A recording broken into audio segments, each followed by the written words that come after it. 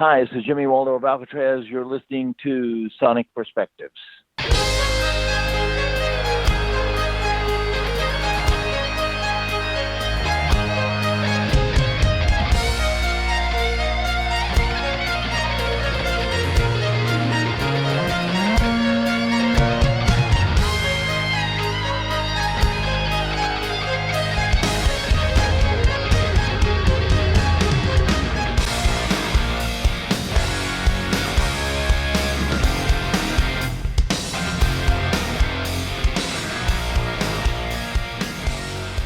Hi everyone, welcome to another interview of Sonic Perspectives. I am Rodrigo Altaf, and today I'll be talking to Jimmy Waldo of Alcatrazz. Jimmy, how are you, man?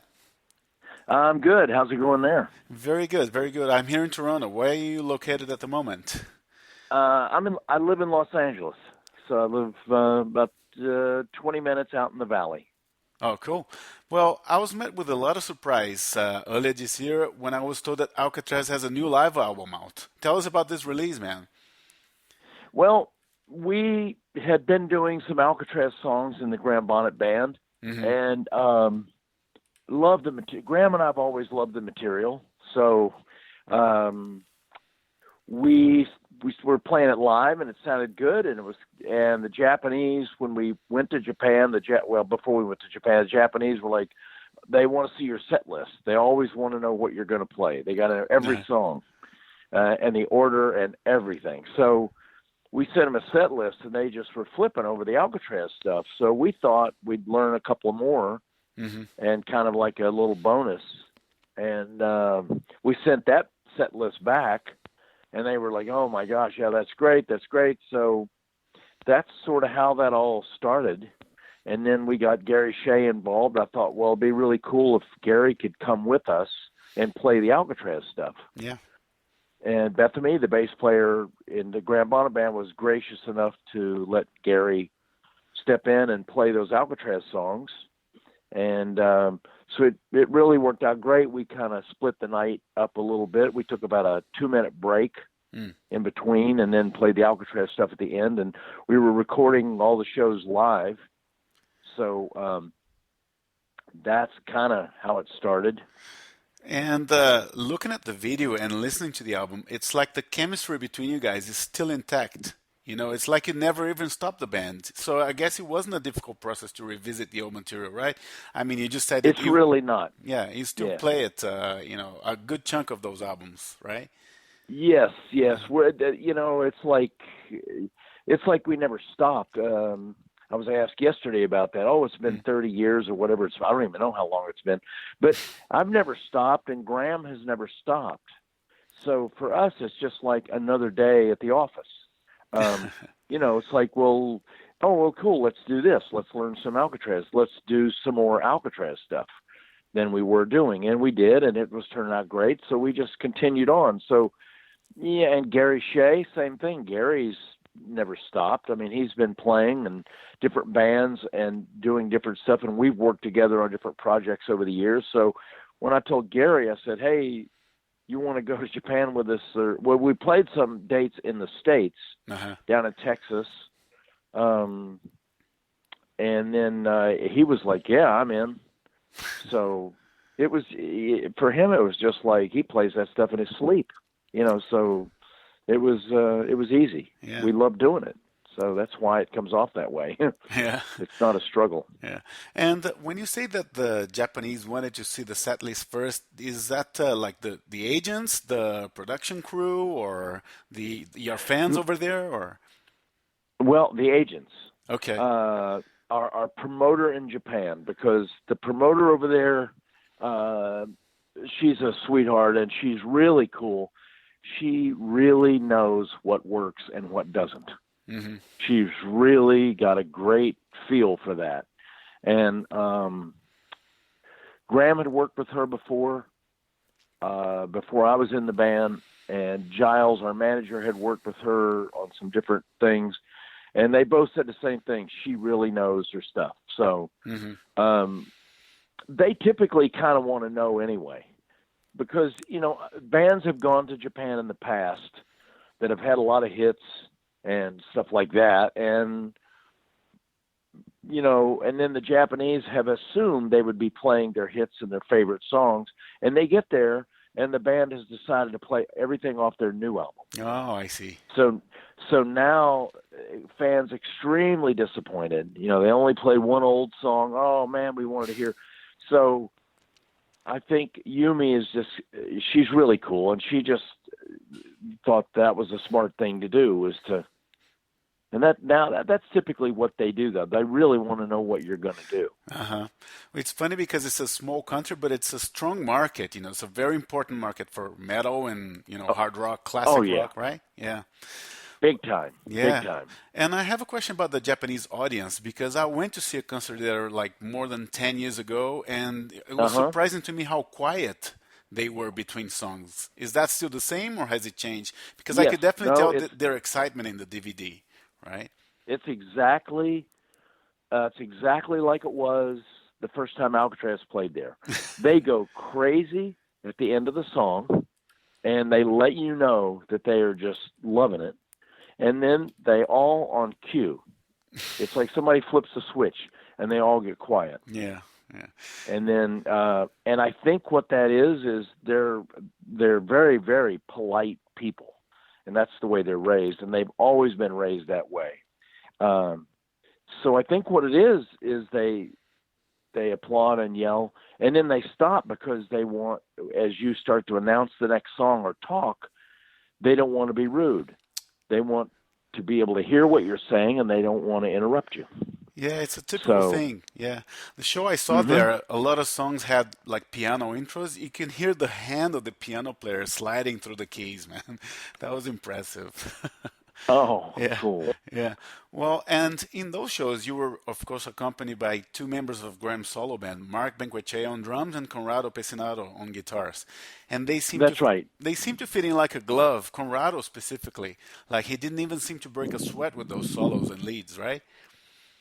Well, pretty much, yeah. Conrado's an excellent musician and a really cool guy.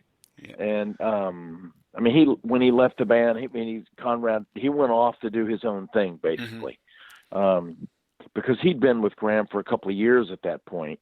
So he really felt like he needed to go off and do his thing. And totally understandable. So sorry to see him go, but it's all good. We're friends, and I just love the guy. Yeah. And I love his playing, and I love his musicianship.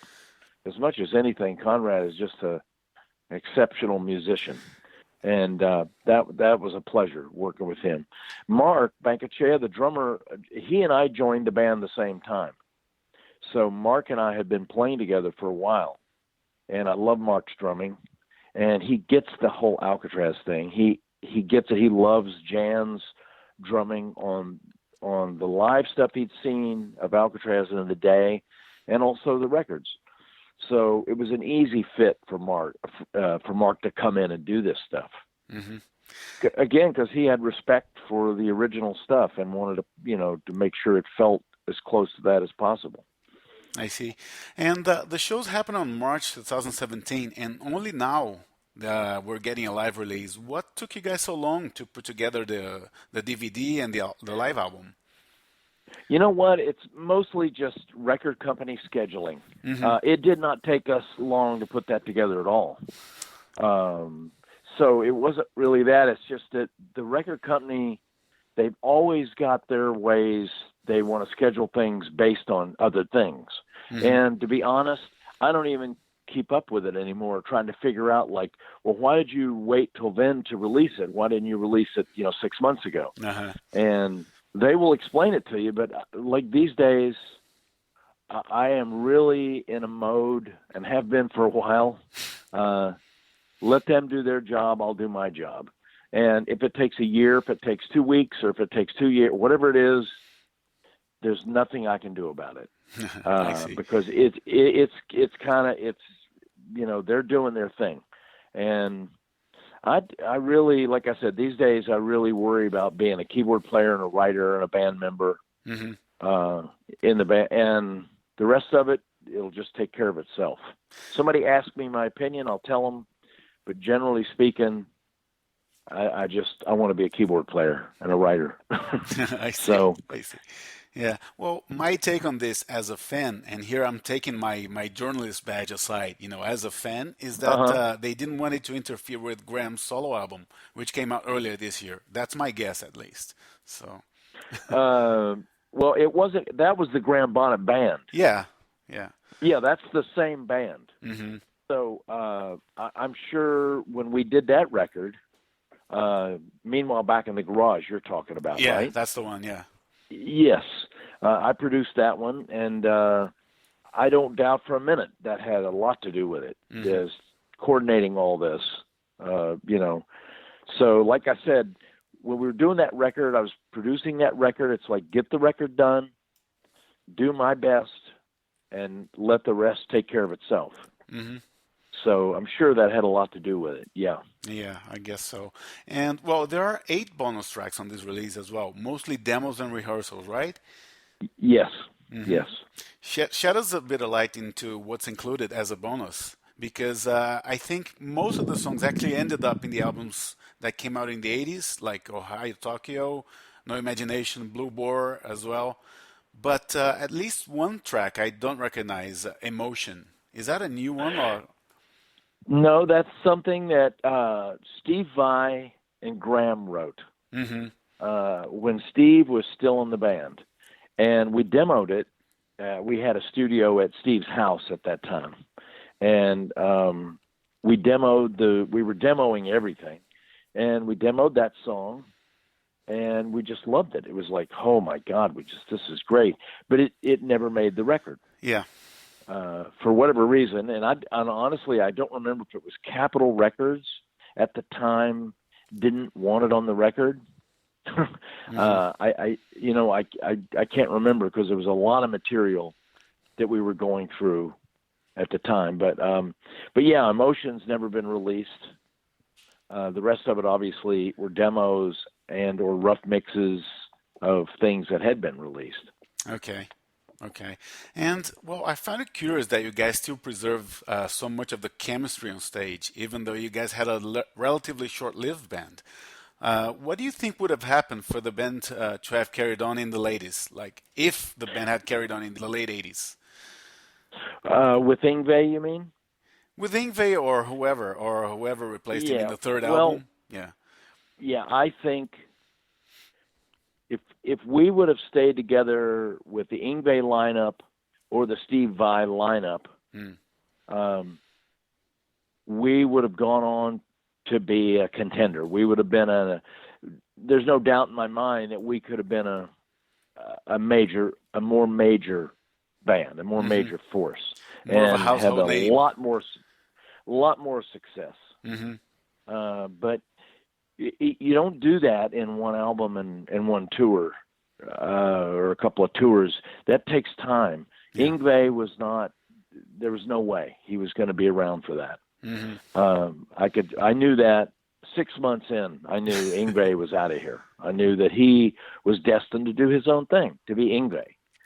Yeah. That he was not going to be in a band with anybody. So, and that's okay. That's just what it is. That's life, you know. Hmm. So we never got a chance to take that to the next level. Then Steve got in the band, same thing, same exact thing.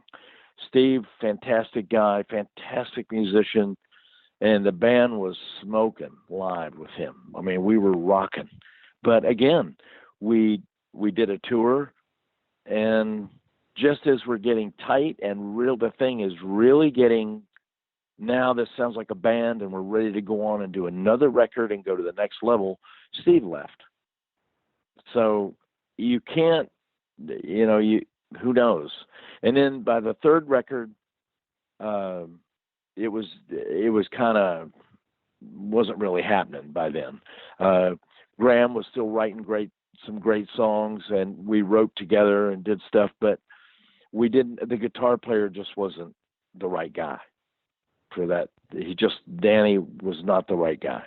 Good guitar player, but just not the right guy for the direction we needed to go in or stay in, basically. I remember you guys complaining about a lot of interference from the record company as well. Was that a factor in the destiny of the band at some point, or? Yes, yes. Mm-hmm. Because the band, we were trying to feel our way through this guitar player thing. Mm-hmm. And we were writing and coming up with stuff, and the record company got very involved and wanted us to do a lot of outside material by pop writers. And we weren't a pop band per se. I mean, pop is a broad word, but we weren't, we weren't going to do Eye of the Tiger. That was not us. Yeah. And we weren't Foreigner. And that's what they wanted. They wanted another Foreigner or Survivor or something, very, very 80s, very safe, and we weren't that band. And we were even changing even more. I mean, we wanted to get more out there and heavier and everything. And so, yeah, it just wasn't working with Capitol. And those people at Capitol were fantastic people. We had a lot of friends there. Everybody from the president to our A&R guy, they were just fantastic people. It was a real shame, but it just wasn't. It stopped being a good marriage. I see. And so yeah, that was really the demise of the whole thing right there, because no record company, which means we had no support. Mm-hmm. And really, you got to have funding to be able to pay for rehearsals and stuff like that. And we weren't selling well on the road with that lineup. With the third we didn't album, sell well. Yeah, we didn't sell well with Steve Vai either. When we toured with Steve, we were playing in front of 30 people in little 200-seat clubs. Oh no. Yeah, it was pitiful. Nobody knew who he was. And when we would play, those 30 people would go away blown away. Like, oh my God, we had no idea. These were Yngwie freaks, so mm-hmm. a lot of people abandoned the band after Yngwie left. They thought that's what the band was all about. And then when they heard us live with Steve, they were like, oh God, we had no idea. So, but again, we never got a chance to cultivate that with Steve. He left, and I don't blame him. I mean, he had an amazing opportunity with David Lee Roth, and that launched him off into further things. Yeah. And the rest is history. Yeah. And we never had any bad feelings towards him about that. I mean, I saw Steve a few months ago, so he's cool. Okay. But yeah, it's just what happens, It's just the business and people's personalities and stuff. Gosh, you just can't control all that. It's a miracle that bands like an Iron Maiden. It's a miracle. Those guys have stayed together in some form or another, kept their direction true, even through different singers and different drummers. They've kept their direction. I know. They changed so much their lineup. I have so much respect for them. Yeah. I love Iron Maiden, and I have so much respect for them for doing that. The same with Judas Priest.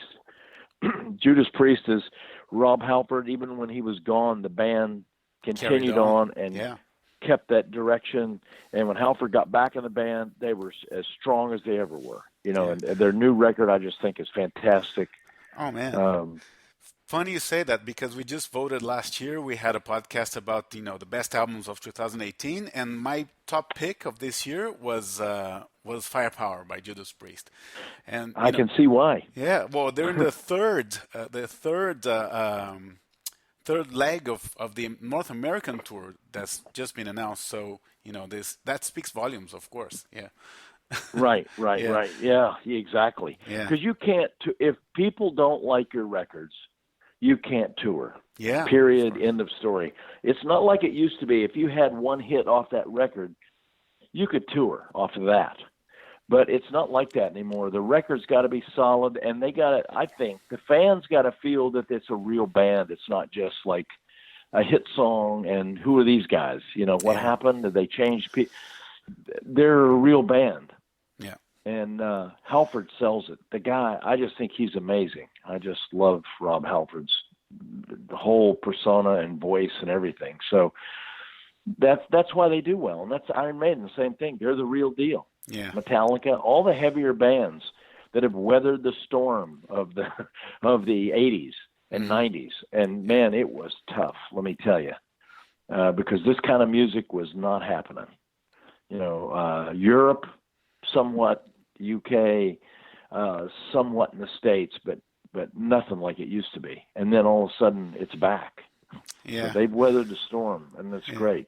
And I think, picking back on that, there's a renewed interest in this type of classic rock that you guys were famous for. Rainbow Reformed, Yes. like you have bands like Sons of Apollo and Dream Child alluding to that kind of sound and try to capture the magic. To what do you credit that, man? Oh, yeah, absolutely. And we see it everywhere we tour. We see it. And it's kind of the whole Alcatrazz resurgence has been. Graham and I, we finish a show at the end of the night. We're playing the whole first album live now. We play No Parole completely. Okay. And we look out in the audience and people are singing those lyrics. And that's amazing to me. You're playing a club in front of 200 people and you've got a lot of those people singing along with every song. And I'm just blown away. And at the merchandise table, the Alcatrazz T-shirts and albums are just selling really well. Posters, pictures. There's a huge interest in the band again, and that's great. Yeah, that's great to hear. We're thrilled. Yeah, we're thrilled. And what kind of audience do you guys have these days? Is it mostly like the old timers, or is there a contingent of younger fans in your shows? It's both. It's old timers and it's a lot of younger fans, which is really cool to see. And when we play festivals, because it's a there's 5,000 people or whatever at a festival. There's everybody there. There's 15-year-old girls. There's 60-year-old people. It's everybody. So I look out from the stage, and when the crowd is getting into it and it's a great response, that's just the best. I mean, because then you're reaching everybody. You're not just like a death metal band that those 100 people down front love you and the rest don't. We're reaching everybody, and that's the coolest. Yeah, because I play music for people, not for me. I mean, I love to play, and that's all fun and everything, but ultimately you do it for the crowd, not for yourself. Yeah, of course. So if people don't dig it, then you're wasting your time. Yeah. And one thing I don't see people ask you about very often is that for a very brief period of time in Alcatrazz, you guys had Clive Burr with you in the band, fresh out of Iron Maiden at the time. Why did he not stay? Well, he wasn't in the band. I mean, he worked with us for about a week. Oh, okay. And we were looking for drummers, and we auditioned some other guys. And then somebody said, well, Clive Burr's available. Well, I thought, great. Loved his drumming in Iron Maiden. Clive, unfortunately, was going through his health problems. Oh, already? And, okay. Oh, yeah. He was in really bad shape. And great guy, but he just was not the drummer that he was in Iron Maiden. Not anywhere close. And it's a shame, and I feel bad, talking about him like that. But he's not with us anymore, so it's a shame. And I'm sure if he could have stayed around, he would have gotten it back together. Yeah. I mean, the guys like that, they go. Everybody goes through periods, and where they're not as good, or a dark period in their life for whatever health or alcohol, drugs, you never know. But I know Clive would have gotten it back together. But he worked with us for about a week, and it just wasn't working out drummer-wise. He's a great guy. Well, so, yeah. Yeah, I hold a special place for him in my heart, man, because, it's one of the guys I root for, and I hoped that he would get a better band and a different band to succeed. He had a good album with Dee Snider at some point, his band called Desperado. But he never Yep, took yep, off. Yeah, he never took off, yeah, which is a shame. yeah. It's a shame. Yeah, It's really too bad. yeah. Well, going back to Alcatrazz, you've been touring with Graham for a couple of years now. What is preventing you guys from just calling the entity, the touring entity, Alcatrazz? Well, that's probably what's going to happen Okay. uh, um, in the near future. We're Mm-hmm. making a record as we speak. Oh, I'm okay. sitting here with a song in front of me on the computer that I've been working on. So that's where it's heading. Oh man, that's so And great to hear. we're writing now, and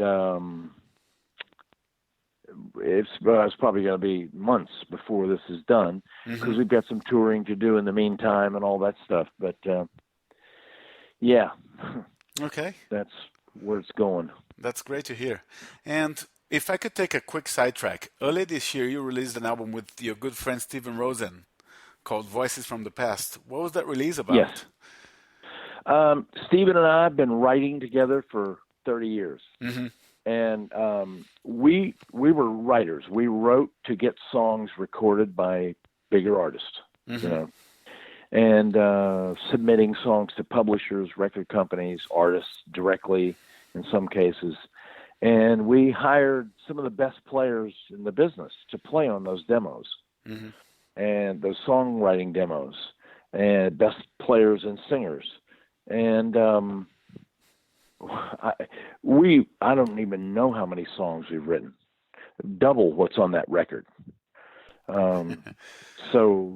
So we were just writing constantly. So Giles Lavery, Graham's and my manager, was here in LA. We were getting ready to go on tour, and Giles was staying with me, and we started talking about Steve. He had met Steven and really liked Steven, and we were talking about the stuff we'd written. He said, "Oh, I'd like to hear some of it." I played him some of it. Giles went, "Oh my gosh, what are you doing with this stuff?" And I said, "Well, it's just song demos." So I started going through it, and Giles put that together. Giles said, "We got to do this. You guys are nuts. We got to put this out. This has got a lot of great people on it. It'd be really good." So he had a friend that had a label that's good at that knows, you know, that's their forte. So yeah, it worked out. It was really cool. Stephen and I were thrilled. That's quite a lineup you got there. Jeff Scott Soto, Tommy Thayer, a lot of good names. Yeah, we worked with, like I said, a ton of people on that record. Yeah. Keith Knudsen, the guitar player with Chicago, Oh, okay. was a good friend. Keith is a monster player. And he did a lot of those demos for us. Neil Turbin, the singer, sang on some of the stuff. Rowan Robertson, that was in Dio's band at the time, played guitar on some of that stuff. Bob Kulick as well. Yep. Yeah. Bob Kulick. This was during the Blackthorn era. So Okay.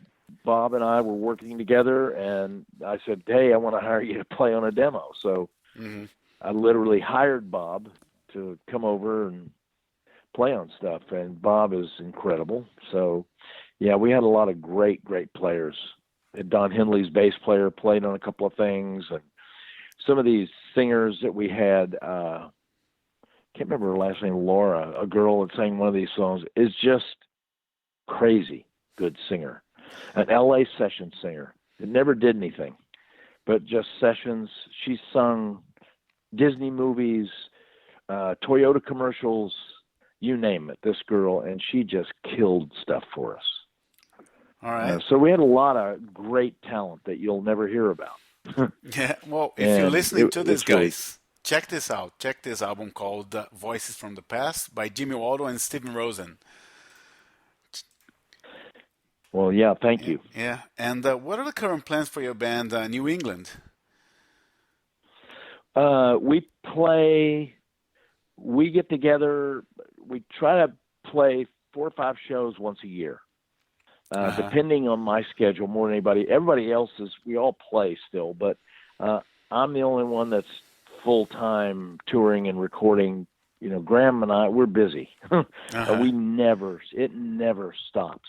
It's rehearsals, record, write, tour.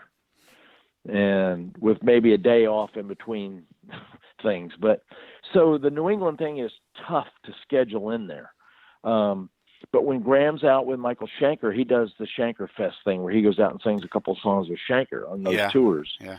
And so I try to time it so when Graham's doing that, I'll jump off and do, 2 or 3 New England shows, because those guys are like brothers to me. We were together we've known each other forever, and played together and just love working together and hanging out. So, it's just about impossible to make a new record because of my schedule, and I'm on the West Coast, they're on the East Coast. Okay. It's tough. Yeah. People talk about the internet. Oh, you can do it online, man. You just swap files. That's not like sitting in a room writing with somebody. That's just not it's not even close to being the same. And that's what New England needs to do. We're the kind of band that really needed to do. I've written stuff with people that I've never even met and actually put songs together online. And it came out good. They're a good piece of music, but it's not New England, we need to be in the same room and do that. I guess it varies depending on the band, but some of the stuff that is put out, you can tell that the musicians never even met, right? So yes. Depends on the case, I guess. Yes, and if it works for you, then it works for you. And I don't care for it. I've played keyboards on stuff and sent them to people, and that's fine. But then it's always like, once I hear the finished product, I go, well, gosh, I wish I would have known this or that. I would have done something a little different. But you have to be with somebody. They can send you emails and talk to you on the phone and explain what they want. That's all fine, but you cannot replace sitting next to somebody and them watching you play it and going, oh, man, I love what you did there. What if you did this? Or me going, hey, why not? Don't put keyboards there. Let's, on this spot or whatever. And just writing songs, trying to write, somebody sends me an idea and then I'll write a section. And then you got to wait. You send that to them. And then depending on the time differences to wherever they are, you've got to wait. And then you hear from them. And then they're going like, yeah, I really liked what you did, but. And then the but, okay, so I go back and redo that. So that whole time period takes about, that could be 2 days. And if I'm sitting there with a guy, that takes about 5 minutes. Exactly, yeah. It's just so much quicker. It's crazy. So. Yeah. Well, different tastes, right? I don't know. Sometimes you listen to things and you say, you definitely tell that, it's not organic. I don't know, man. They just don't make music like they used to do anymore. But that's right. Maybe that's just that's me. Right. And it's tough enough to keep it organic with the way things are recorded now. And we try to do it as organic as possible. I mean, it's all live drums, obviously, and everybody playing their instruments. So, but yeah, it is hard. Yeah. And Pro Tools has been a blessing and a curse, and I've used digital recording since it existed. And I know the advantages and I know the downfalls of it. And unfortunately, a lot of younger musicians see it as a quick fix. They figure, well, if you're doing it in Pro Tools, then I can fix anything. Yeah. And I have all those I have the best pitch correction, the best time. I can fix anything. But you can't make a bad song into a good song, and you can't make a bad vocal performance into a good one. You could make it sound less annoying. Yeah. I could fix their pitch and timing and like that, but a lot of people really depend on the computer. I don't. When we work, and I've used computers to record music as long as anybody, and making records, and I know what they can do, and I choose to use them like tape recorders. And yeah, you have to edit. Sometimes it just takes editing, but it's old school editing. It's just like editing used to be on tape. We'll go, God, that verse is too long, so let's cut it down. Then we'll cut the verse in half, and then we'll go, yeah, that's more immediate. The song sounds better like that. And then we'll have the guitar player replay it so that it's natural across that edit. Mm-hmm. And sometimes the drums cut fine, just like they did on tape. I mean, I've done edits on tape in the old days, watched engineers editing 24 track and go, oh man, arrangement wise, that works perfect. But the cymbals are cut off. So we have to go back in and overdub cymbals or recut the song in some cases. I mean, and so today it's the same thing. Edits, you can do amazing things with edits in Pro Tools, but at the same time, musically, if it's not working, you got to recut it. And I try to keep it I try to think old school when I'm working. Mm-hmm. And it's all about the song and the music and the performance. I don't care if it's a computer or tape, it doesn't matter. It's still got to be a great song and a great performance, no matter what. Yeah, of course. Well, let's close off, man. But, I'm looking forward to the new Alcatrazz album that you guys just said that you're in the works right now, right? Great. So thank you so much for your time, man, and I'm looking forward to the next step in Alcatrazz. Well, thank you very much. I really appreciate your time. Thanks, man. Take care. Okay. Take care. Bye-bye. All right, everyone. Thank you for listening, and I hope you enjoyed this interview with Jimmy Waldo of Alcatrazz. I, for one, am really happy to find out they are recording an album and will tour again, aside from learning the details of their live album, Parole Denied. As always, we ask you to subscribe to our YouTube channels just so you're up to speed on all our interviews and our Talking Perspectives podcast. I also invite you to like us on Facebook and Twitter and check us out on www.sonicperspectives.com. We're going to leave you now with the song Island in the Sun from Alcatrazz's new live album Parole Denied. Take care and see you next time.